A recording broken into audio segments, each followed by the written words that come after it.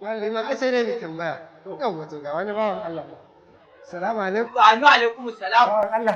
Barka dai. Lafiya lau. Lafiya lau. Alhamdulillah. Allah tambaya miki. To Allah ya sa na sani. Da yake mun yi balaguro ne ni da malima. Allah sai Kuma Allah ya dawo da mu gaba ɗaya gari ya canza.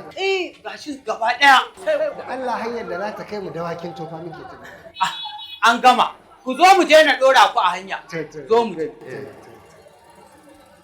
Kaga faduwa ta zo daidai da zama. Alhamdulillah. To malima mu karasa. Ai alhamdulillah. Mai girma gwamna injiniya Abba Kabir Yusuf ya sauwaka muku komai.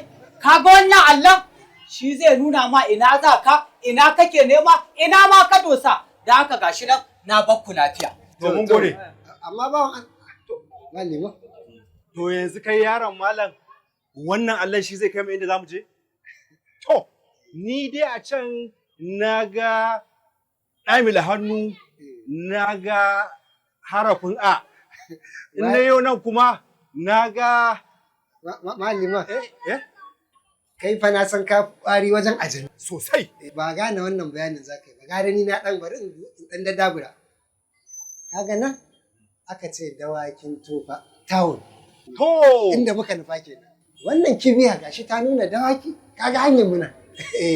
Wancan kuma kaga an nuna dawakin tofa shari'a kudu. Ita ma kaga shari'a kudu tana nan haka. Na gane. Nasarawa tana nan haka. Dan haka malima mu ga hanyar mu. To shi ta dawakin To tofa. ai sai mu tafi ko? Sai mu ɗau aniya. Mu ma mutanen karkara. Gwamna injiniya Abba Kabir Yusuf sai da ya tuna da mu. Ya samar mana allin da za su nuna mana hanyoyin da za mu isa garuruwanmu cikin aminci. Wannan tsari da mai girma gwamna ya kawo babban alheri ne na sanin inda zaka je cikin sauki.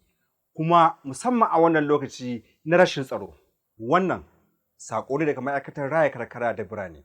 Karkashin jagorancin kwamishinan ma'aikatar raya karkara da birane ta jihar Kano, Honorable Abdulkadir Abdulsalam.